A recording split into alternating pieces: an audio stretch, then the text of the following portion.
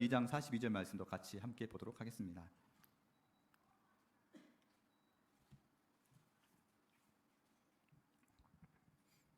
같이 서로 교독하도록 하겠습니다. 내가 너희에게 전한 것은 주께 받은 것이니 곧 주 예수께서 잡히시던 밤에 떡을 가지사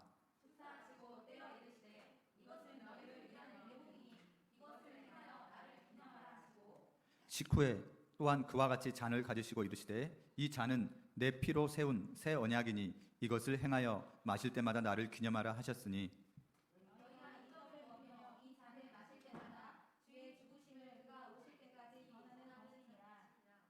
사도행전 2장 42절 말씀은 같이 보도록 하겠습니다.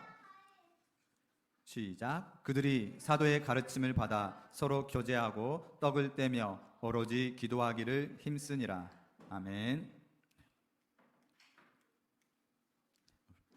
네, 주의 이름으로 환영합니다. 이 시간은 늘 우리 하나님께서 우리를 간절히 만나기를 원하고 계시는 시간이신데 저희가 눈에 보이는 것만 집중하다가 그렇게 다시 마음을 닫은 채로 돌아가는 것이 아니라 이 시간 저희들의 마음이 부드러워져서 하나님의 음성을 들을 수 있고 하나님이 우리의 마음을 놓고 하는 것을 느낄 수 있는 시간이 되길 원합니다. 간절히 그 하나님의 세밀한 음성을 귀 기울일 수 있는 그런 하나님 찾으시는 예배자가 되기를 같이 전심으로 기도하며 같이 나아가겠습니다. 이번 주 예배 제목 말씀 같이 읽어보도록 하겠습니다. 시작. 예배의 완성, 성만찬과 성도의 교제. 우리는 지금 저번 주부터 시작해서 예배에 대해서 같이 살펴보고 있습니다. 특별히 하나님께서 우리를 예배하는 예배자로 부르셨고 저번 주에 예배에 대해서 예배는 엎드림이다.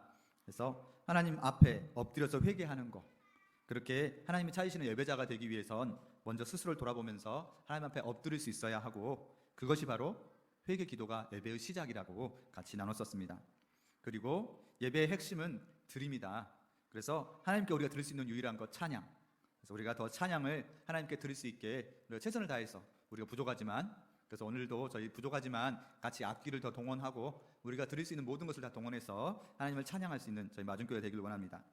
이렇게 예배의 핵심의 첫 번째는 찬양이었고요. 두 번째는 하나님의 위대하심을 선포하면서 그 말씀에 설교 말씀이 되겠죠. 하나님의 말씀, 성경 말씀과 설교 말씀이 있을 텐데 성경 말씀 자체를 먼저 앞으로는 될 수 있으면 토요일 날이라도 미리 본문 말씀을 최대한 빨리 드리도록 하겠습니다. 그랬을 때 그 성경 말씀 미리 읽어갖고 오시고 그래서 하나님의 말씀을 내가 더 순종할 수 있고 청종할 수 있도록 그렇게 저희가 더 적극적인 예배자로서 살아갈 수 있도록 저희가 마중교회 예배에 대해서 좀 더 바꿔가고 갱신하고 하나님이 찾으시는 예배자가 될 수 있도록 돕는 예배를 드릴 수 있도록 그렇게 기도하고 있습니다. 오늘은 그 두 번째 시간으로 예배의 두 번째 시간 이제 예배의 완성에 대해서 저번에 예배의 시작 그리고 예배의 가장 핵심적인 것들 이렇게 같이 나눴다면 오늘은 예배의 완성에 대해서 같이 나누기를 원합니다. 아직은 저희 마중교회에서는 쉽지 않겠지만 그래도 같이 기도하는 마음으로 사모하는 마음으로 함께 나가길 원합니다. 아멘. 네. 일단 첫 번째입니다. 예배는 그리스도를 축하하고 기념하는 것이다. 그래서 오늘 23절 24절 말씀 봐보면 내가 같이 읽어볼까요? 시작. 내가 너희에게 전한 것은 주께 받은 것이니 곧 주 예수께서 잡히시던 밤에 떡을 가지사 축사하시고 떼어 이르시되 이것은 너희를 위하는 내 몸이니 이것을 행하여 나를 기념하라 하시고. 우리가 많이 들었던 성만찬에 관련된 말씀이죠. 그래서 구약 시대에는 예배가 하나님을 찬양하고 저번에 이사야 43장 21절 말씀에 이 백성은 나를 찬송하려고 내가 지었다라고 말씀하시면서 우리의 가장 큰 목표는 하나님을 찬송하는 것, 또 하나님의 말씀이 울려 퍼질 때 그 말씀에 순종하는 것, 여기까지는 구약에서도 쭉 내려오는 예배의 핵심이었습니다. 그런데 예수님께서 이 땅에 오시면서 예배의 가장 중요한 또 순서를 같이 예수님께서 오늘 이것을 지켜 이것을 행하여 나를 기념하라고 말씀하셨습니다. 그래서 이 말씀, 오늘 말씀이 또 신약 시대 이후로 상당히 중요한 예배의 핵심인 줄로 압니다. 예배는 하나님을 축하하는 거고 찬양하는 것입니다. 그래서 유월절 사건 이후에 첫 유월절 이후에 계속해서 이스라엘 백성은 유월절만 되면 다 같이 모여서 저렇게 무교병을 먹으면서 하나님의 일하심을 그 위대하심을 정말 찬양하는 그런 시간들이 쭉 있었고요. 그리고 예수님께서도 마지막 그 유월절을 지내면서 새로운 성만찬을 제자들에게 알려주시고 이것을 쭉 기념하라라고 하셨습니다. 그래서 초대교회에서는 이 말씀을 잘 지켜서 매일매일 모여서 하나님의 예수님의 그 생애를 기억하고 기념하면서 성만찬을 했었지요. 그래서 우리가 예배를 드릴 때 예배의 핵심은 그리스도에 관련된 것이어야 한다. 다시 한번 저희들에게 또 각인시키는 것인 것 같습니다. 베드로가 처음에 예수님에 대해서 너희가 죽인 그 예수가 살아나셔서 우리가 증인이라고 말할 때 정말 많은 사람들이 회개하고 하나님 앞에 돌아오는 그런 시간이 있었죠. 근데 저도 가끔씩 그렇게 될 때가 많은 것 같습니다. 마태복음 15장 9절 말씀 봐보면 사람의 계명으로 교훈을 삼아서 가르쳐서 나를 헛되이 경배한다. 저희가 의외로 많이 성경 말씀을 정말 사람에게 교훈이 되는 말씀으로 생각하다가 이걸 정말로 교훈으로 가르칠 때가 많고 예배 시간에도 정말 우리가 이렇게 해야 됩니다라고 교훈만 말하다가 끝나버리게 되고 그래 오늘도 좋은 말씀 들었어 라고 하지만 알고 보면 하나님의 복음이 아니라 사람들의 교훈만 듣다가 갈 때가 있는 것 같습니다. 정말 혹시 우리 마중교회가 그렇게 된다면 언제든지 지적해 주시고 정말 이 예배에 복음이 있었는가에 대해서 늘 자주 물어봐 주시길 바랍니다. 저희는 정말 하나님의 살아계신 복음을 전하는 그런 저희가 되기를 원합니다. 아멘. 네. 사람의 교훈에서 멈춰버리면 그것은 하나의 종교의식일 뿐 절대로 복음이 될 수 없다. 복음이라는 것은 살아 움직이는 복음이라는 것은 예수 그리스도가 우리에게 어떻게 하셨고 그 예수 그리스도가 지금도 어떻게 하고 계시고 결코 변함이 없는 그분은 지금도 우리에게 천국에서 있을 자리들을 마련하시기 위해서 또 우리를 계속 성령을 통해서 우리에게 계속 역사하고 계신 줄로 믿습니다. 아멘. 그 예수를 어떻게 우리가 예배 시간에 축하할 수 있고 또 어떻게 예수에게 나갈 수 있을 것인가. 그래서 그 방편으로서 오늘 두 번째 이야기인 예배의 완성에 대해서 같이 깊이 있게 나누길 원합니다. 예배의 완성, 성만찬. 네. 흔히 우리가 성만찬이라고 하면 성찬식을 우리가 많이 생각할 수 있습니다. 그래서 성찬식 하면 성례식에서 세례식 그리고 성찬식을 같이 이야기할 수 있는데 거기에 만찬까지 더해서 만찬이라고 하면 성찬은 우리가 성찬식 때 이렇게 예수님의 몸인 그 떡과 잔을 나누는 것을 성찬식이라고 할 수 있지만 만찬이나 또는 예찬이라고 하면 그렇게 의식으로서만 이루어지는 게 아니라 정말 하나의 식사, 최후의 만찬이라고 하죠. 우리 예수님이 제자들과 함께 나누셨던 그런 만찬까지를 다 포함하고 있는 것인 줄로 믿습니다. 그래서 성만찬, 우리 성만찬의 핵심은 십자가로 상징될 수 있겠죠. 무슨 말씀이냐? 예수께서 하늘에서 이 땅에 내려오시고 정말 죽음까지 내려가셨던, 그래서 저를 보셔야 이 말씀이 이해가 되는데 하늘에서 내려오셔서 이렇게 쭉 밑에 있죠. 때로는 지옥까지 내려가셨다는 말이 있죠. 예수님께서 음부에까지 내려가셔서 거기에서 직접 사망을 물리치고 다시 부활하셔서 다시 하늘로 올라가신, 이렇게 예수께서 이 땅에 오셨다가 가셨던 것을 우리가 성만찬의 가장 핵심으로 생각할 수 있겠죠. 근데 이 성만찬을 또한 다르게도 생각해 볼 수 있을 텐데요. 먼저는 우리 성만찬 때 가장 성만찬하면 떠오르는 것이 떡과 잔. 우리 흔히 떡이라고 하지만 이제 영어 성경이나 또는 이스라엘 문화에서 봐보면 빵이 될 수 있겠죠. 그래서 제가 빵을 직접 가져와 봤습니다. 네, 그래서 퀴즈를 맞히면 이게 빵 했더니 이 빵, 근데 예수님께서 이 빵을 보면서 또는 이 떡이나 성경에서 떡이라고 나왔었고 또 빵이라고 할 수 있는 이 떡을 왜 내 몸이라고 하셨을 것이냐를 한번 같이 묵상을 해봤습니다. 그래서 왜 그러셨을까? 아무거나 생각나는 거 있으면 한번 말씀해 보시면 빵을 드리겠습니다. 살과 비슷해서 이렇게 찢어지는 뭔가 이런 느낌, 좀 약간 좀 무섭긴 하지만 또 어떤 다른 했더니 왜 예수님께서는 찢어서 뭐 아무거나 괜찮습니다. 그래서 그러니까요. 그래서 왜 예수님께서는 물론 포도주는 색깔이 좀 피랑 비슷할 수 있고 또 이렇게 보니까 우리 사례하고도 색깔도 좀 비슷하긴 하네요. 네, 그래서 네, 좋습니다. 저는 그 생각도 한번 살짝 해봤습니다. 이 빵이 되기까지 곡물이 죽어야 되는 거죠. 곡물이 살아있으면 생빵, 곡물이 살아있으면 안 되고 빵이 죽어서, 그렇죠? 그럼 곡식이 죽어서 익혀져야 되는 거고 불 속에 들어가서 정말 익혀져서 자기는 죽어가지만 이걸 먹는 다른 사람은 이걸 통해서 살아가게 되는 거죠. 그래서 예수님께서는 우리가 예전에 한번 에고 에이미라 해서 예수님께서 스스로를 설명하실 때 나는 생명의 떡이라고 말씀하셨던 부분이 있습니다. 그래서 예수님께서는 자기가 살아있는 생명의 떡인데 이 떡을 먹어야지만 너희가 살 수 있다. 우리가 빵이 지금 외국 사람들은 특히 이스라엘 사람들은 이게 밥이었지 않습니까? 그래서 밥을 먹어야지만 살 수 있는데 예수께서 대신 희생하시면서 우리를 생명을 주시는, 우리에게 살아갈 수 있는 이 생명을 주시고 또 이걸 매일매일 먹으면서 또 예수를 기억할 수 있고, 네, 그렇게 이따 드리겠습니다. 네.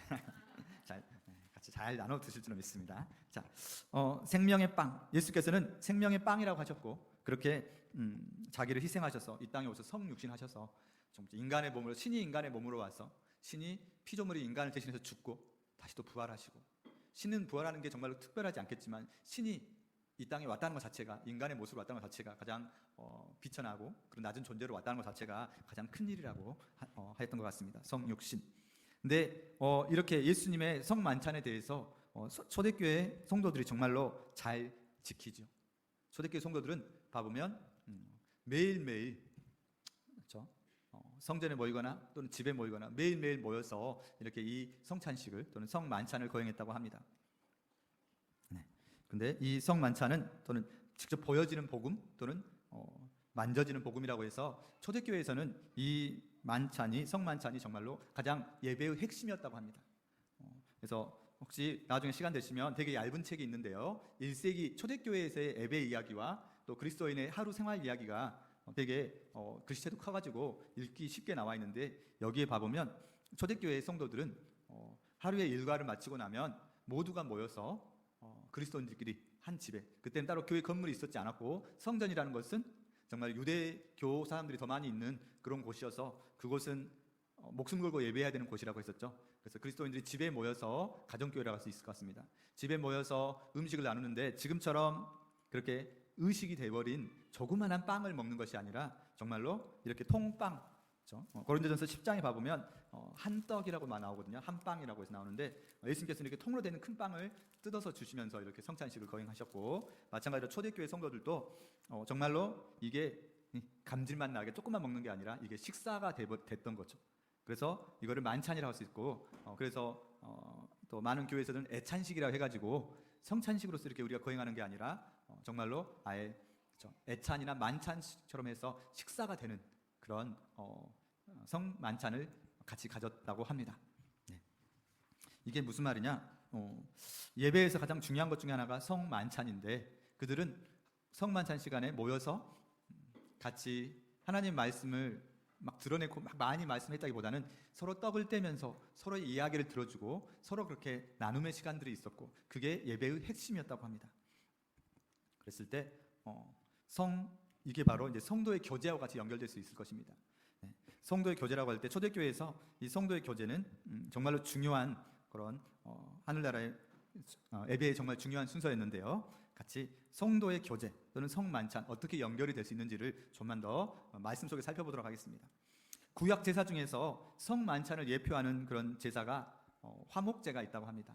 5가지 대표적인 제사들 중에서 다른 것들은 다 태워서 정말로 그 연기까지 다 날려서 하나님께 바치는데, 이 화목제는 제물로 잡아서 그것을 하나님께 제물로 바치지만 그 고기가 남아서 그 고기를 가지고 같이 말씀 읽어보도록 하겠습니다. 레위기 7장 15절 말씀입니다. 자, 말씀 레위기 7장 15절 말씀 지금 화면에 나와 있으니 같이 한번 읽어볼까요? 시작. 감사함으로 드리는 화목제물의 고기는 드리는 그날에 먹을 것이요 조금이라도 이튿날 아침까지 두지 말 것이니라. 아멘. 네. 화목제라는 것은 내가 하나님 앞에 범죄했거나 잘못이 있었을 때, 또는 내가 정말 하나님하고 거리감이 있어서 내가 감사하는 마음을 하나님께 드리려고 할 때 그 화목제물의 제사, 주로 소나 양이나 이런 그런 짐승들을 하나님 앞에 제사로 바쳤는데, 대신 조건이 하나 있었습니다. 이 화목제물을 드릴 때는 그 제물을 그 당일날 다 먹어야 되는 것입니다. 또는 특별하게 서원을 했거나 하면 그 다음 날까지 해서 다 먹어야 되는데, 자기가 화목제물을 드렸을 때 소 같은 거, 양 같은 거를 혼자서 다 먹을 수는 없겠죠. 그날 안에 다 먹어야 되는데 그날 안에 다 먹지 않으면 이 제사가 무효가 된다고 합니다. 그랬을 때 이렇게 화목제물을 드리면 그 이웃들이 다 함께 초청돼 가지고, 왜냐하면 그날 안에 고기를 다 먹어야 되기 때문에, 그래서 화목제를 드릴 때는 하나님과 나와의 화목을 하는 것이기도 하지만 온 이웃들이 다 같이 화목해지는, 그래서 화목제가 이 성만찬의 같은 맥락을 유지할 수 있는 그런 제사라고 합니다. 성만찬도 이 화목제처럼 모두가 함께 나누는 그런 정말로 축제 같은, 정말 만찬, 즐거움의 잔치 시간이었습니다. 그래서 초대교회인들도 봐보면 정말로 많이 가진 사람이나 또 예수님께서는 특별히 정말로 낮은 자들, 종이나 노예들도 정말로 이렇게 친절하게 사랑을 베푸셨지 않습니까? 마찬가지로 초대교회 사람들도 정말로 신분의 여하, 그때는 종이랑 노예가 다 있었지만 신분의 여하를 서로 가리지 않고 모두가 함께 모여서 한 형제, 한 자매처럼 같이 생활하고, 그렇게 공동체가 되어서 함께 예배를 드렸을 때 같이 음식을 준비해 와서, 음식을 준비해 올 수 있는 사람은 좀 더 가진 사람이 되겠죠? 그렇지만 아까워하지 않고 서로가 함께 통용하고 필요를 나누면서 함께 음식을 모두가 할 수 있는 이 성만찬이야말로 하나님 나라의 예표가 되면서 그렇게 모두가 함께 할 수 있는 잔치였을 것입니다. 이렇게 서로 떡을 떼고 사도행전 2장 42절 말씀 보면 그들이 사도의 가르침 받아서 서로 교제하고 떡을 떼며 오로지 기도하기를 힘쓰니라. 이게 바로 초대교회 예배의 핵심이며 서로 함께 하나가 되는, 교회가 되는 시간들이었습니다.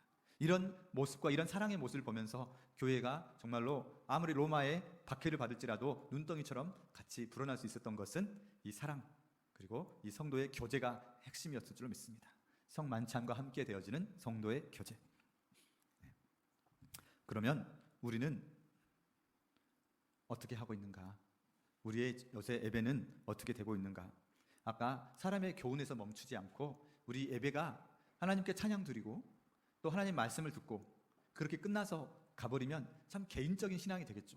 심지어 요새는 가나안 성도라고 해서 내가 교회에서 어떤 사람하고 자꾸 부딪히고 힘드니까 사람을 보지 않고 차라리 나 혼자 예배 드리겠어라고 하면서 교회에 나오지 않고 혼자서 영상으로 예배 드릴 수도 있고, 요새는 특히 코로나 때문에 혼자서 영상으로 예배 드리는 경우가 참 많지 않습니까? 하지만 하나님께서는 말씀하시기를 그것이 예배의 전부가 아니라는 거죠. 하나님께서 원하시고 기뻐하신 예배는 이렇게 성만찬을 같이 겸하는, 결코 공동체가 혼자 개인의 힘으로 설 수 없기에, 그렇죠? 모닥불이 혼자서 불타면 좀 있다가 꺼져버리지 않습니까? 마찬가지로 하나님께서는 이 교회 공동체를 위해서 서로가 사랑을 나누는 것, 그것까지가 바로 예배의 완성이라고 하나님께서 말씀하시는 부분입니다.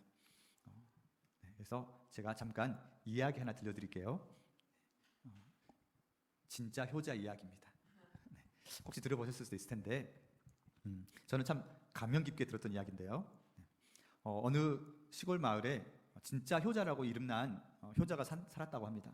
그래서 그 고을에 새롭게 부임한 사또 원님이 아니 도대체 얼마나 효자이길래 이렇게 멀리까지 소문이 났을까 해서 그 집에 몰래 담장에서 지켜봤더니 아들이 밖에서 산에서 나무를 해가지고 와가지고 이렇게 엄청 무거운 지게를 지고 들어오는데 집에 계시던 어머니께서 그 아들이 들어오는 걸 보면서 막 달려가가지고 그 지게를 같이 도와서 딱 지게를 지어놓고 그래 여기까지는 할머니가 도와줄 수도 있겠구나라고 하고 있는데, 좀 있다가 그 아들이 마루에 앉히더니 어머니께서 막 세숫대에다가 물을 떠가지고 와서 아들의 발을 막 씻겨주는 겁니다. 근데 저건 뭐지? 그렇죠? 효자라면서 어머니에게 자꾸 일을 시키는 것 같고, 좀 있다가 밥을 먹는데 봐보니까 어머니가 막 그렇죠? 직접 아들에게 밥을 다 넘겨주고 막 밥을 먹여주고, 이렇게 저런 고얀 놈을 보았나, 어머니 참 정말 효자라고 소문났었었는데 효자가 아니고 자꾸 어머니를 부려먹는 저런 아들이 무슨 효자란 말인가라고 하면서 이게 헛소문인가 보다 하면서 이 원님께서 그 청년을 불러다가 엄청 혼을 내려고 네 이놈 네가 효자라고 소문났는데 이게 헛소문이로구나 라고 이렇게 호통을 쳤는데, 그 아들이 뭐라고 했냐면 네 저는 참된 효자는 아닌 것 같습니다. 근데 다만 저는 어머니가 기뻐하시는 것을 할 수 있도록 해드렸습니다. 내가 내 마음대로 어떻게 해서 어머니를 모시려고 하는 게 아니라 어머니가 기뻐하시도록, 어머니가 기뻐하시는 그 마음을 제가 최대한 이해하고 어머니를 기쁘시게 하려고 노력했습니다. 어떤가요? 네. 동의하십니까? 네. 급하게 이야기를 드렸지만 저는 되게 감명 깊었는데 무슨 말씀이냐? 우리가 하나님께 예배드린다고 할 때 혹시 이 사또처럼 또는 많은 사람들처럼 이게 하나님이 기뻐하실 거야라고 생각하면서 내 생각만 하고 살아가는 건 아닌지, 정말로 진짜 효도란, 진짜 예배란 받으시는 분이 기뻐하시는 것을 해야 되겠죠. 하나님께서는 우리가 어떻게 하는 걸 기뻐하실까요? 우리가 입으로만 예배드리고 입으로만, 그렇죠? 우리 저번 주에 나눴던 것 같습니다. 하나님께서 자꾸 와고 내 성전이라고 와가지고 성전이라고 지어놓고 거기서 와서 자꾸 막 제물만 바치는데 마음은 딴 데 있으면서 겉모습만 아무리 이렇게 하면 내가 그걸 기뻐하겠느냐라고 하셨죠. 하나님은 영이시니 그 영이면 우리의 모든 것을 꿰뚫어 보시는 분이신데 자꾸 우리가 겉모습만 와서 예배드리는 것이 아니라 정말 하나님이 기뻐하시는 것, 하나님에겐 자녀가 많지 않습니까? 하나님 기뻐하시는 건 나 혼자 신앙하다가 그렇게 살아가는 것이 아니라 정말로 더 작은 자, 지극히 작은 자에게 한 것이 바로 나에게 한 것이라고 하셨던 그 말씀처럼 정말 저희가 나 혼자 살아가는 게 아니라 성도의 교제를 통해서 성도가 함께 살아갈 수 있도록 같이 권면하고 같이 그렇게 힘을 실어주는 것, 그것이 바로 성도의 교제인 줄로 믿습니다. 요한일서 1장 3절 말씀 보면 우리가 보고 들은 바를 너희에게도 전함은 너희로 우리와 사귐이 있게 하려 함이니 우리의 사귐은 아버지와 그의 아들 예수 그리스도와 더불어 누림이라. 그래서 복음을 전하는 건 우리가 서로 사귐이 있어서 하나님께서도 혼자서 일하시지 않고 우리 창세기 1장에 봐보면 사람을 창조하시고 세상을 창조하실 때도 우리가 우리의 형상대로라고 하시면서 하나님께서 관계 속에서 일하셨고 관계 속에서 부르셨습니다. 마찬가지로 하나님께서도 우리가 뭔가를 할 때 나 혼자 나 홀로 신앙이 아니라 성도가 함께 교제하며 함께 나아가는 것을 가장 기뻐하신 줄 믿습니다. 그래서 봐보면 우리 사도신경에도 우리의 그런 고백이 있죠. 우리 사도신경에도 봐보면 성도의 순서가 그 부분이 있죠. 서로 성령을 믿사오며 거룩한 공교회와 성도의 교제와 죄를 용서받는 것과 몸의 부활과 영생을 믿습니다 하면서 우리 사도신경에 들어가 있는 성도의 교제입니다. 그만큼 성령하고 거의 같은 등급으로 같이 들어가 있지 않습니까? 우리가 하나님께서 정말 이렇게 성도의 교제를 기뻐하신다는 것. 그런데 성도의 교제라는 게 무엇일 것인가? 빌립보서 2장 말씀에 가보면 성도의 교제라고 할 때 그러므로 그리스도 안에 무슨 권면이나 사람의 무슨 위로나 성령의 무슨 교제나 긍휼이나 자비가 있거든. 성도의 교제를 한다는 것은 그렇죠? 우리가 같이 만찬을 즐기는 것도 성도의 교제가 될 수 있겠고요. 또 성도에게 권면을 하고 위로를 하고 교제와 긍휼과 자비를 하는 것. 그래서 무슨 이란 말이 들어가니까 이게 말이 약간 맥락이 좀 약간 어색한 것 같은데 영어로는 어떠한이라는 단어를 써서 어떠한 권면을 하거나 위로를 하거나 교제나 긍휼, 이 모든 것이 바로 성도의 교제인데 이런 교제를 할 때는 한 마음을 품어서 겸손한 마음으로 서로 각각 이를 돌보라고 하셨습니다. 성도의 교제.